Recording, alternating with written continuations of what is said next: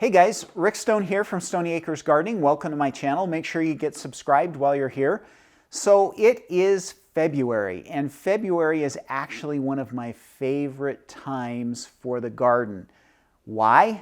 Because it's the start of my garden. I really start to do a lot of seed starting, which is in preparation to be planting out later in the spring in February. And there's actually a lot of stuff that you can be planting indoors in your seed starting setup in February if you live in zones 5, 6, and 7. So that's who this video is designed for. But more important than your garden zone is your frost date. So if your last frost date lands between April 1st and May 15th, this is the video for you. We're going to talk today about things that you can be planting indoors in your seed starting setup in February.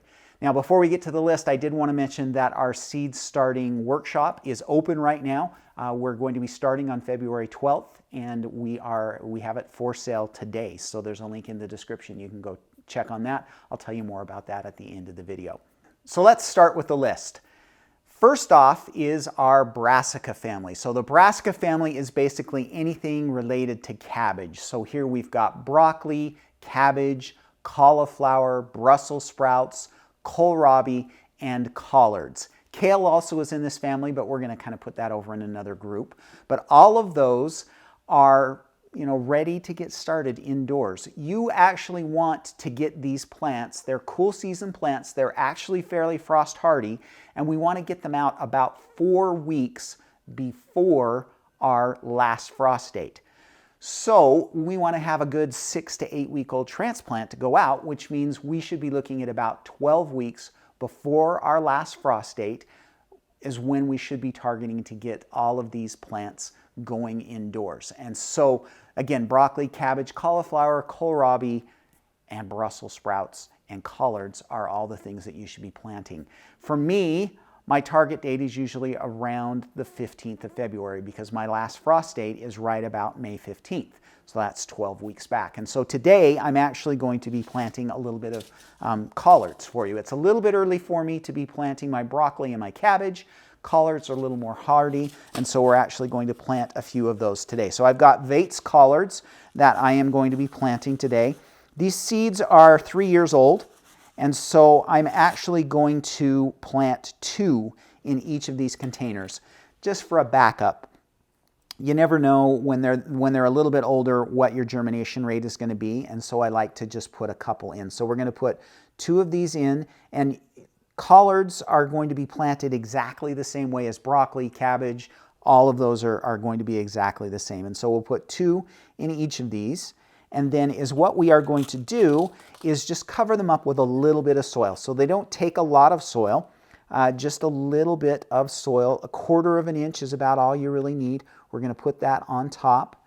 The next step is we're going to give these guys just a little bit of extra water. So we've already pre-moistened the soil, but we want to give them just a good squirt to make sure that that soil that we put on top soaks in. Maybe give it a little press so that we get some good seed to soil contact.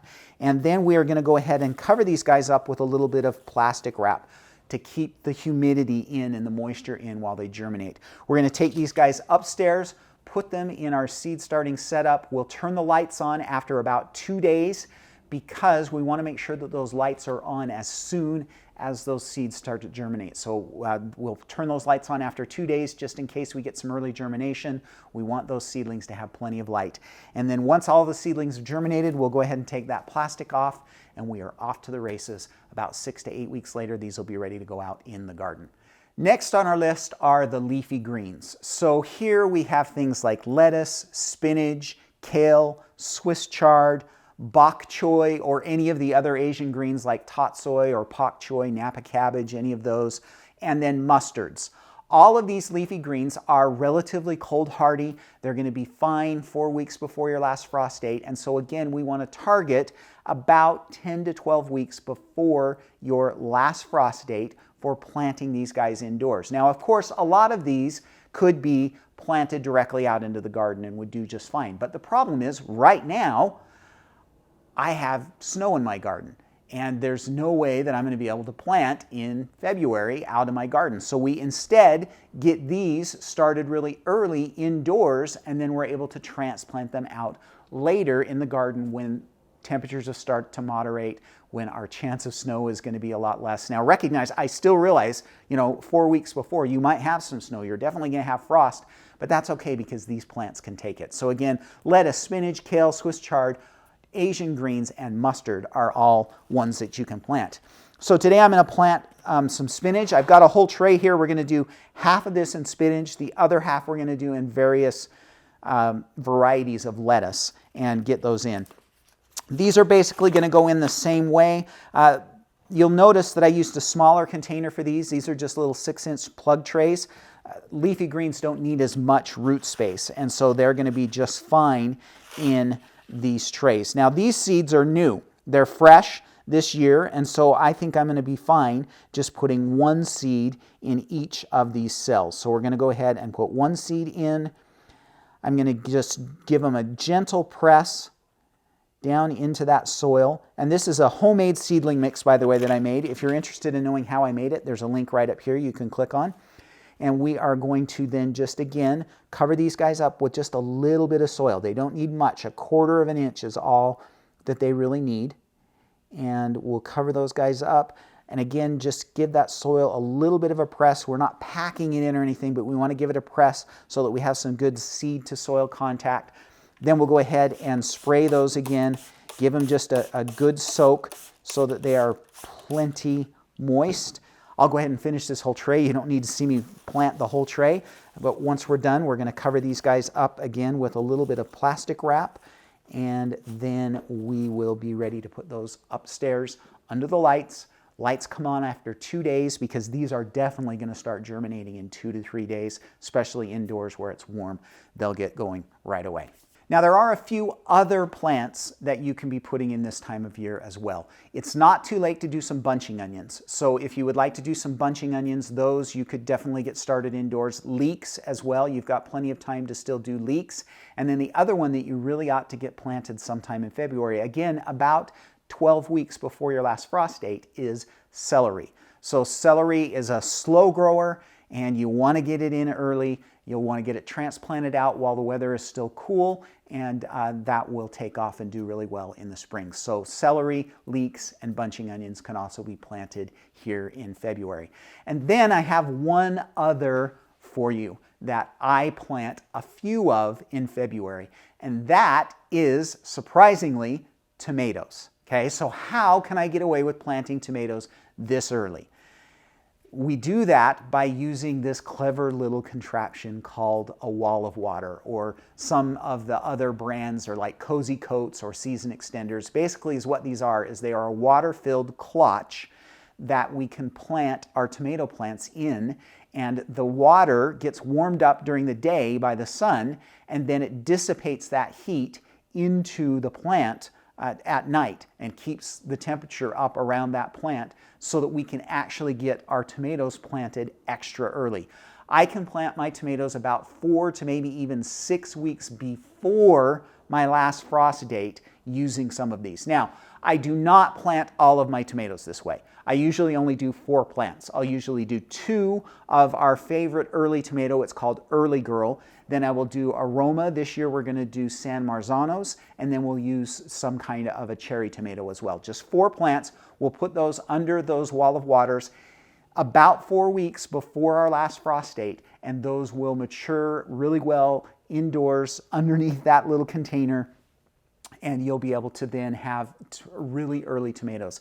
This is the only way in our Zone 6 garden that we can have tomatoes by early July. My goal is always to have some tomatoes for the 4th of July barbecue, and this is how we make it happen, is by planting early in these wall of waters. So if you would like to, you can try some tomatoes in February as well. And usually I will target about 10 to 12 weeks before my last frost date, with the intention of putting them out under that protection about 4 weeks before our last frost date. Along with all of the vegetable plants, we also have some flowers that we can be putting in. Now, flowers have a very broad range of when you should be planting them. It's harder for me to tell you, I would have to go through every of the hundreds of varieties and tell you exactly when you should be planting them. But generally, we need to be planting warm season flowers indoors about 10 to 12 weeks before our last frost date. So here I'm thinking about things like pansies or petunias, marigolds, cosmos, zinnias. All of those need to get started in February so that they're ready to be put out. And these are not going to go out before the frost. They're going to go out after that last frost date, but they need that extra time to mature indoors. So to know exactly what your variety of flower that you're choosing when it should be planted, you need to check your seed packages. They will tell you plant 10 weeks before or 8 weeks before your last frost date.